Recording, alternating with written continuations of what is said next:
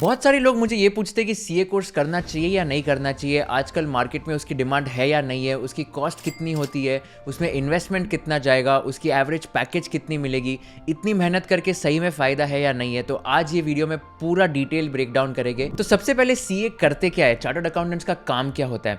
Traditional chartered accountants जो practice में जाते हैं वो या तो टैक्सेशन करते हैं या तो ऑडिटिंग करते हैं। आपके इनकम टैक्स रिटर्न्स जो आप हर साल फाइल करते हो 31 जुलाई को, जिसकी डेडलाइन होती है, सारे चार्टर्ड अकाउंटेंट्स आपका इनकम टैक्स रिटर्न फाइल करते हैं, आपकी इनकम का कंप्यूटेशन बनाते हैं, and they are the ones who will ensure कि आपका टैक्स टाइम पे किया जा रहा है। एंड अगर आपको कोई इंटरेस्ट या पेनल्टी भरनी है तो उनका काम होगा टू डिटरमाइन क्या इंटरेस्ट अमाउंट होगा, क्या पेनल्टी अमाउंट होगा। And they also have to fight with the income tax authorities just to make sure कि आपका केस स्ट्रॉन्ग बन पाए। ऑडिटिंग भी एक मेजर रोल होता है सीएस का, जहां पर वो एंश्योर करते हैं कि आपकी कंपनी में जो भी अमाउंट्स है, चाहे वो इनकम, एक्सपेंडिचर, प्रॉफिट्स, टैक्सेशन, जो भी अमाउंट्स है उसके वो हर एक प्रूफ लेंगे एंड शेयर होल्डर्स को ये बताएंगे कि whether this amount is true और not. That is the major role of a chartered accountant when it comes to taxation and auditing.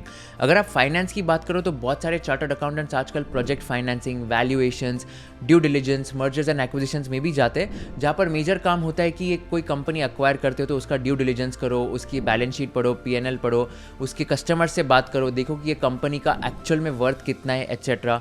Valuations में काम होता है कि इस कंपनी की वैल्यूएशन कितनी है, अगर इसको अक्वायर करना है तो क्या वैल्यू पे करना चाहिए।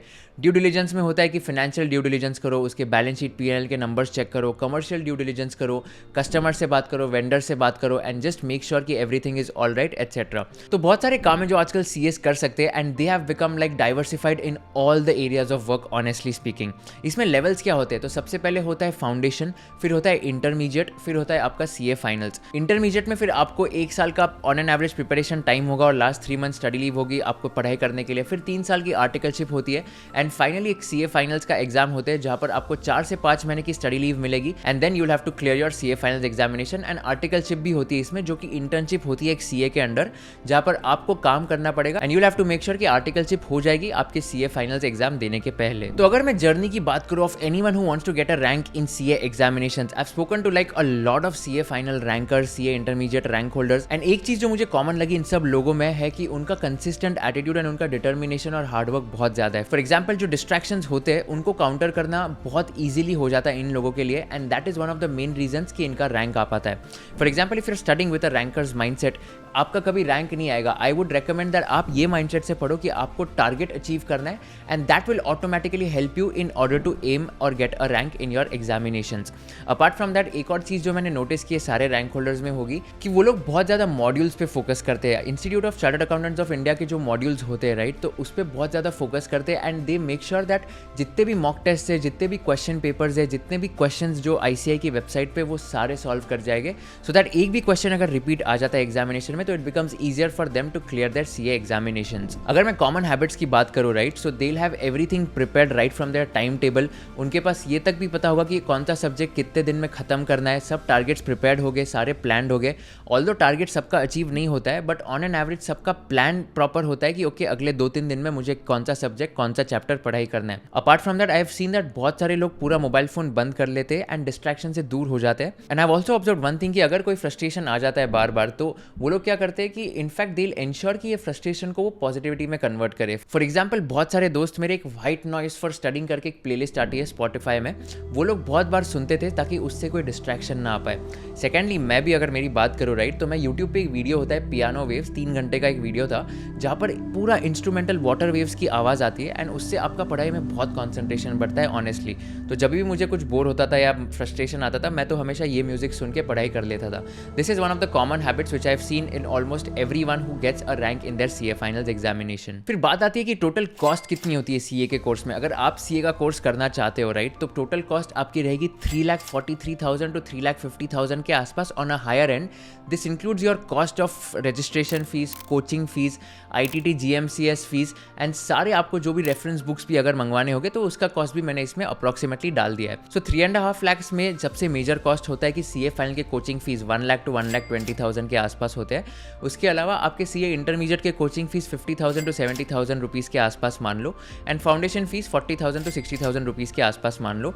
इसके अलावा जो ITT GMCS की फीस होती है वो 15 से 20,000 रुपए तक की होती है। एंड अगर आपको रेफरेंस बुक्स वगैरह रेफर करना है तो ये सब का कॉस्ट कॉस्ट मिला के होगा 3.43 to 3.5 lakhs for the entire 5 years of your CA curriculum.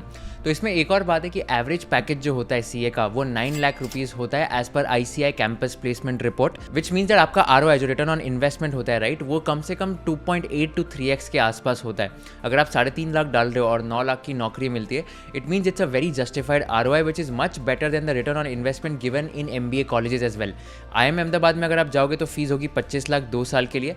Average package होता है IIM अहमदाबाद में 35 लाख रुपए। तो 35/25 is lesser than 9/3.5 is what my point is. तो फाइनली अभी ये पॉइंट पे आ जाते हैं कि अगर आपको CA करना चाहिए या नहीं करना चाहिए, is CA the right course for you. तो hear me out very carefully. अगर आपको फाइनेंस में जाना है, अगर आपको टैक्सेशन करना है, अगर आपको ऑडिटिंग करना है, अगर आपको कोई इन्वेस्टमेंट बैंक में जाना है, ऐसे कोई रोल्स में जाना है, तो CA is definitely the right choice for you. Trust me, ये 5 साल का जो आपका हसल होगा राइट, बहुत ज़्यादा आपको रिटर्न देगा इन द सेंस कि आपकी जॉब अच्छी लग सकती है। एट द सेम टाइम आपका जो माइंडसेट होगा right, that will become very much finance oriented. And at the same time ये जो पेशेंस और डिसिप्लिन सिखाता है CA का curriculum, no other curriculum is going to teach you that kind of discipline, that kind of patience and that kind of consistency, mark my words. तो एक हो गया कि आपको क्या करना है अल्टीमेटली।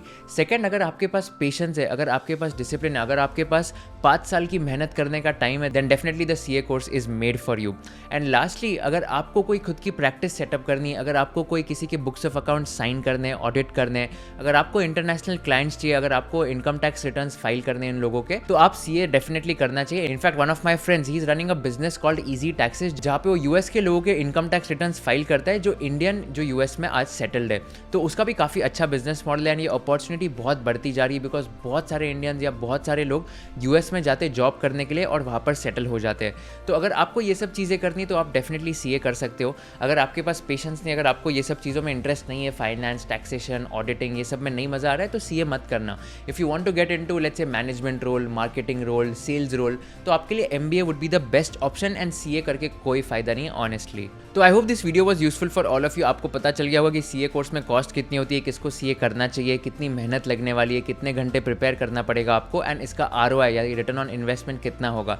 ये सारी डिटेल्स मैंने मेरी बुक एसिंग CA में भी कवर किया। अगर आपको और डिटेल में जानना है पूरे CA जर्नी के ऊपर, करिकुलम के ऊपर, कैंपस प्लेसमेंट में कैसे प्रिपेयर करते हो, तो लिंक डिस्क्रिप्शन बॉक्स में बुक की, आप वो बुक ऑर्डर कर सकते हो एंड आपके फ्रेंड्स को भी रेफर कर सकते हो। Thank you so much for watching this video. जो भी सबसे ज़्यादा लाइक आएगी कॉमेंट्स पे, वो टॉपिक पे मैं नेक्स्ट वीडियो बनाऊंगा and this is the journey which I am going to keep having henceforth। तो अगर आपको कोई भी वीडियो चाहिए कोई टॉपिक पे, प्लीज कमेंट कर दो and I will make sure कि मैं वो टॉपिक पे वीडियो डेफिनेटली बना दूंगा। Thank you so much for watching this video. अगर आपको ये वीडियो में कुछ भी सीखने मिला होगा, please share it with all your friends, subscribe to my channel so that I can create more videos for all of you. Thank you so much for watching this video. See you in the next video.